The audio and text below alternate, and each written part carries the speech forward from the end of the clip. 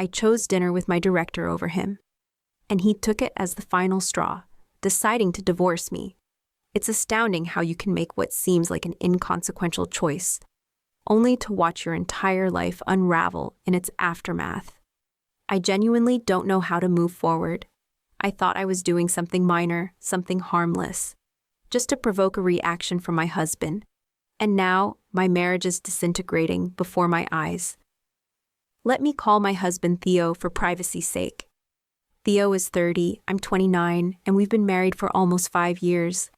Our relationship has always been solid, stable, content, even enviable to others.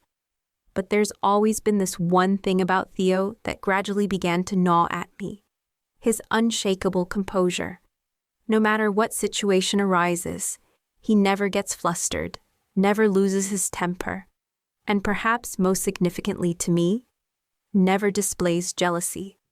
Initially, I considered this a blessing. Isn't it every woman's dream to have a partner so secure in your relationship that he never questions your loyalty? Theo trusted me implicitly. That level of faith is a foundation most people would sacrifice anything to have, right? And for years, I convinced myself it was ideal. No petty arguments over jealousy, no accusations, no insecurities, just unwavering trust.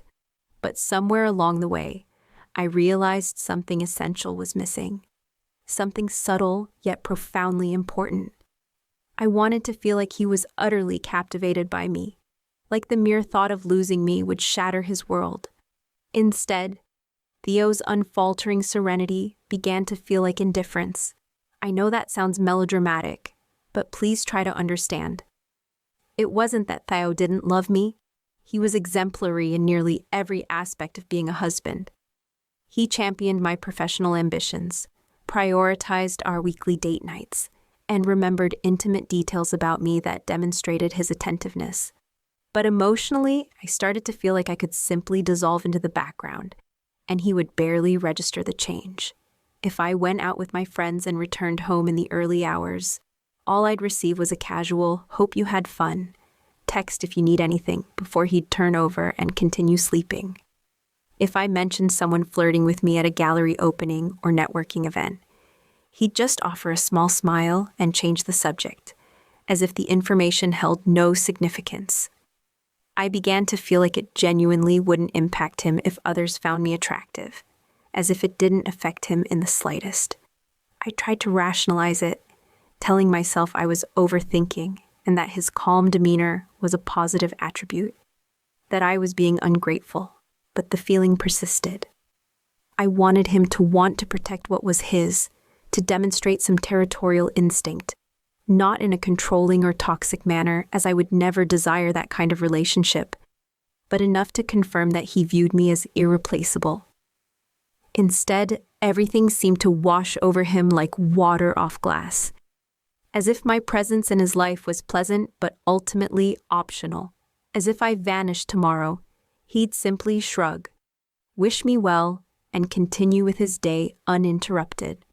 The thought began to consume me, this idea that perhaps I didn't matter to him as deeply as I believed, that maybe he loved me in the same measured, pragmatic way one appreciates a well-crafted watch, reliable, aesthetically pleasing, but ultimately replaceable should it malfunction beyond repair.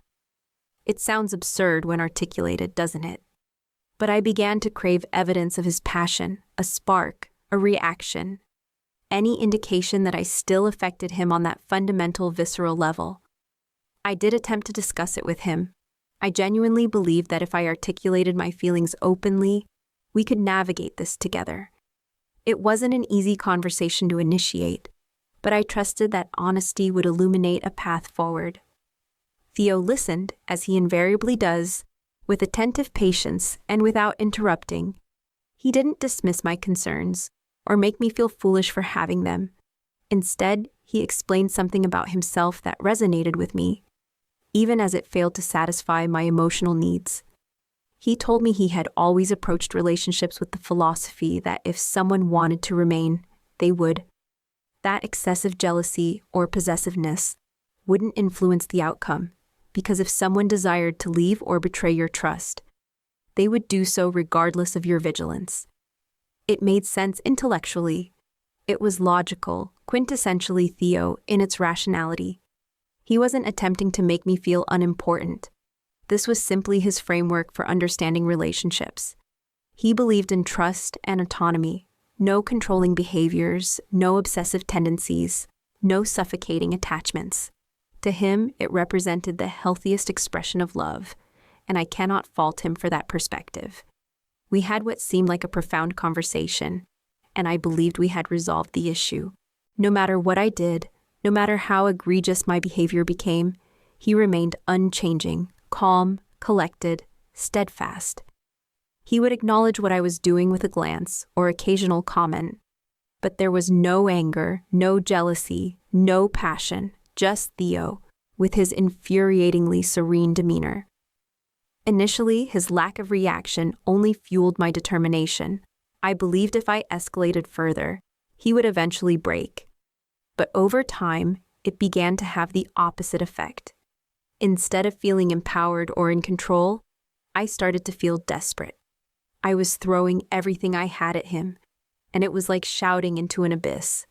In retrospect, I can recognize how toxic and destructive my behavior was becoming, but in the moment, I was fixated on eliciting some response, anything to prove he cared with the intensity I craved.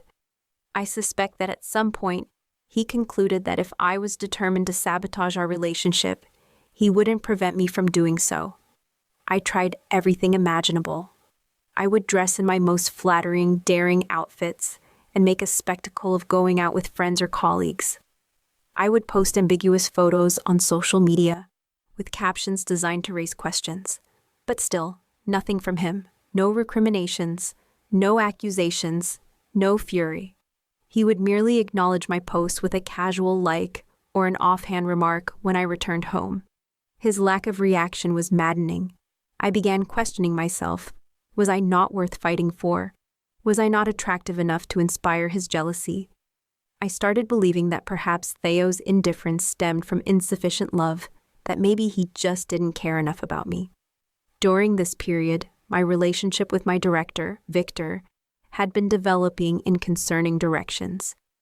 Victor had been flirting with me rather openly, and I was actively encouraging it, though I wouldn't admit that to myself at the time.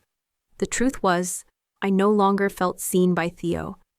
I wanted him to notice me, to care, to demonstrate jealousy, to express some emotion, any emotion. The breaking point arrived on a day I'll never forget. Theo had suggested we go out for dinner, just the two of us. Looking back, I believe he was attempting to repair things. He recognized the widening chasm between us and wanted to bridge it, even if with something as simple as a shared meal. But I declined. That evening, Victor had invited me to dinner, ostensibly to celebrate completing a major project. In the moment, I accepted. It seemed innocent enough on the surface. But deep down, I knew it wasn't merely about professional celebration. It was about receiving attention from the one person who had been making me feel valued lately. Victor had specifically invited only me, no other colleagues, just me. That detail troubled me subconsciously, but I refused to examine it too closely. I didn't want to analyze my motivations. I could have invited Theo to join us. I should have. But I didn't. Instead, I lied. I told him other colleagues would be present. I'm not even certain why I fabricated that detail, perhaps to alleviate the guilt already forming even as I spoke. Theo didn't press for details, and I didn't volunteer them. When he asked if he should accompany me, I dismissed the suggestion as if it were trivial. I told him it wasn't necessary, that it was merely a casual work function. He kissed me on the cheek and wished me an enjoyable evening, but I detected a hint of uncertainty, a moment of hesitation in his manner, and that's when the anger began building within me. I wanted him to insist, to demand he accompany me, to express displeasure at the situation. But no, he simply accepted it, and that composure, that lack of reaction, infuriated me more than I could articulate. Was I not worth his concern? Was I truly that insignificant to him? At dinner, Victor was his typical charismatic self, excessively complimentary, flattering, and yes, occasionally too tactile. But that evening, he intensified his approach. He praised my work effusively, making pointed comments about how fortunate Theo must be to have me in his life. The remarks occasionally veered into inappropriate territory, but rather than establishing boundaries as I should have, I encouraged it. I laughed too enthusiastically at his jokes, allowed him to refill my wine glass too frequently, and basked in the attention that made me feel significant again. When dinner concluded, I could have easily ended the evening there, but instead I lingered for just one more drink. Victor offered to drive me home, and after a moment's hesitation, a hesitation that should have been a warning sign, I accepted, telling myself I wasn't doing anything truly inappropriate. When I arrived home that night, Theo was sitting on the sofa watching a documentary. He looked up at me with that small, calm smile and asked about the dinner. I could barely meet his eyes. Guilt washed over me more powerfully than ever before, but I dismissed it.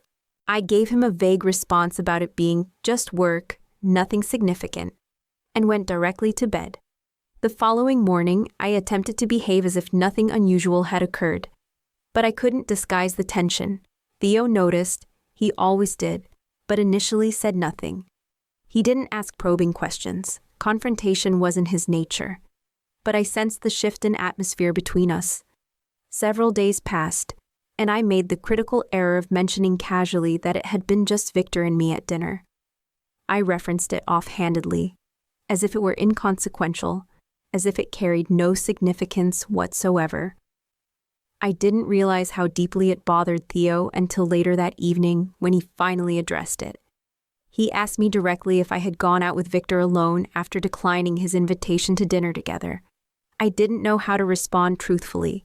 I wanted to tell him the reality, that I hadn't wanted him there, that I had wanted to be with Victor, to feel desired, but I couldn't. Instead, I lied again. I told him it was merely work-related, that it meant nothing, and that I assumed he wouldn't be interested in attending such functions anyway. I fabricated yet another story, claiming I hadn't realized colleagues weren't invited. But it wasn't just the deception that troubled me. It was the expression in Theo's eyes. He wasn't angry, at least not in the way I had anticipated. No, he was disappointed. He didn't argue or press the issue further. He simply accepted my explanation and let the matter drop. And I believed that would be the conclusion of it, or at least I hoped so. Over the following weeks, however, things shifted in ways I struggled to comprehend. Theo wasn't hostile or cold, but he wasn't the same either. There existed this distance between us, as if an invisible barrier had been erected, and I couldn't determine how to dismantle it. He stopped asking about my day, those small inquiries that had always made me feel cared for. The comfortable conversations we once shared seemed to evaporate, and even those quiet moments before sleep, when he would reach for me, hold me close, and make everything feel right with the world, had ceased. It was as if he were physically present but emotionally miles away, and regardless of my efforts, nothing seemed to penetrate that distance. I began to panic. This wasn't what I had intended. I didn't want things to deteriorate this severely. I wanted him to fight for me, to demonstrate that he cared, but instead, he was drifting further and further from my reach. I started overcompensating, inquiring about his day more frequently than usual, planning small surprises to capture his attention, but none of it was effective. The more I tried, the more distant he became. I felt like I was pursuing a version of him that no longer existed, and regardless of my actions, I couldn't resurrect what we had lost. One night, after another evening of silence between us, I could no longer endure it.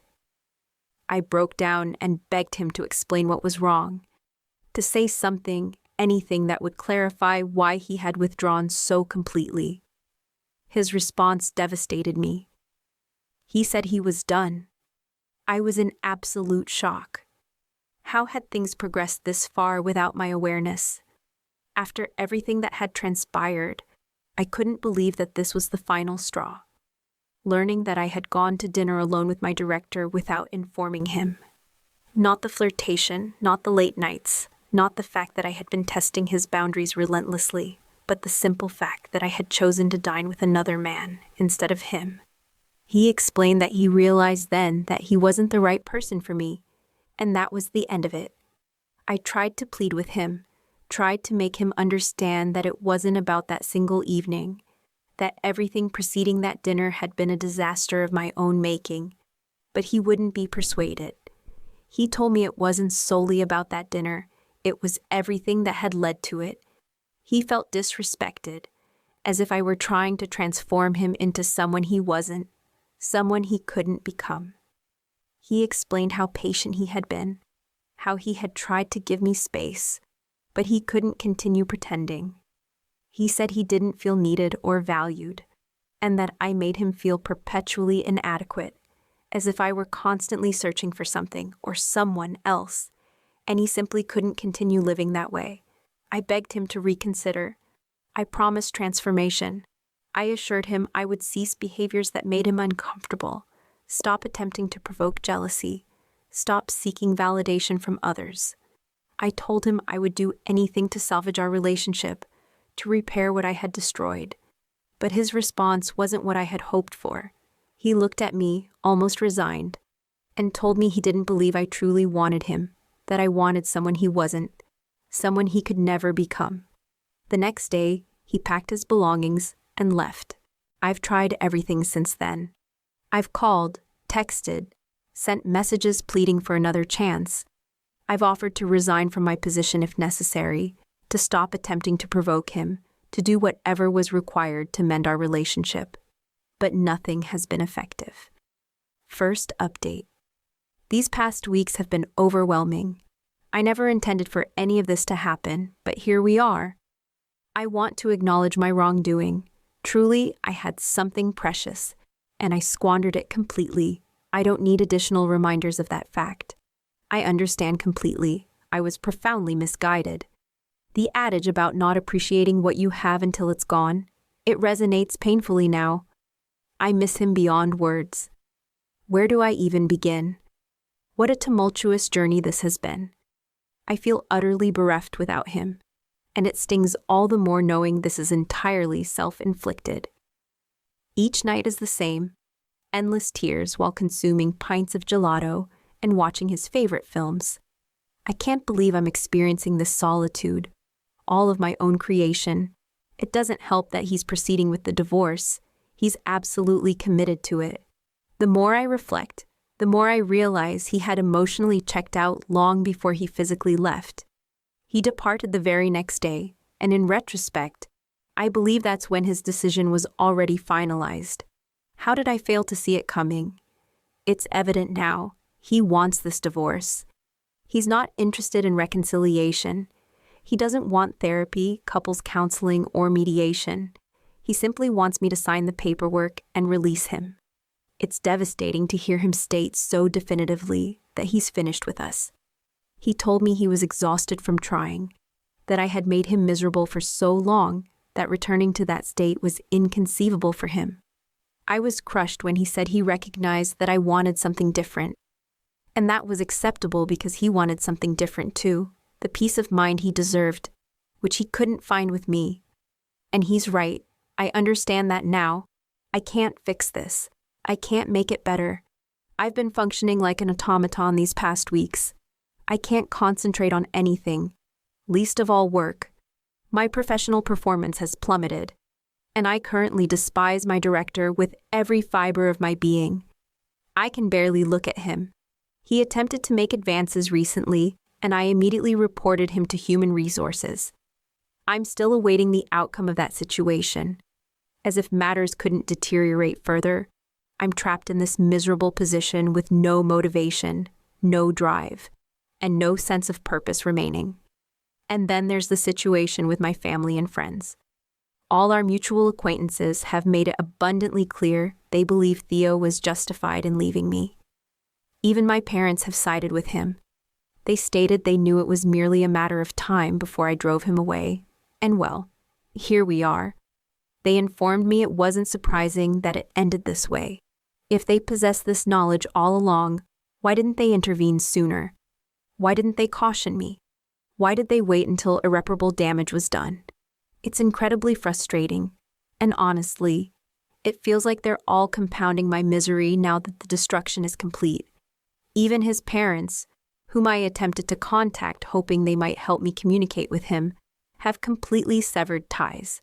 His mother refused to speak with me and stated she had always known I was unstable and had warned him accordingly. Excuse me, seriously? Second update. Well, it's been quite some time, hasn't it? Life has been chaotic, to say the least. First, regarding what you're all undoubtedly wondering about, the divorce? Yes, it's finalized, completed, irreversible, no possibility of returning, no miraculous time machine to undo my errors. It concluded in less than an hour at the courthouse. My entire life, my marriage, everything I had worked to construct, all evaporated in the span of a few minutes. I sat there thinking, so this is it. It felt surreal, as if I were hovering outside myself, observing it happen to someone else. There wasn't even any contention about assets or financial support or anything similar. I didn't qualify for alimony, which is painful to acknowledge. But honestly, I don't even want to delve into that because it only exacerbates my distress. So yes, that chapter of my life is officially closed. It hurts more profoundly than I can articulate. Every time I contemplate it, it feels like my chest is collapsing inward. I miss him. I miss him so desperately. I regret everything I did to drive him away, and all I can do is wish. Wish that I could reverse time. Wish that I could express to him how deeply sorry I am. Wish that I could undo every foolish decision I made. But there's no going back. This is my reality now. On another note, I resigned from my position. Yes, that dead-end job I loathed with every particle of my being. I finally said, enough, and walked away. It probably wasn't the most prudent decision. It was downright reckless considering I still have financial obligations.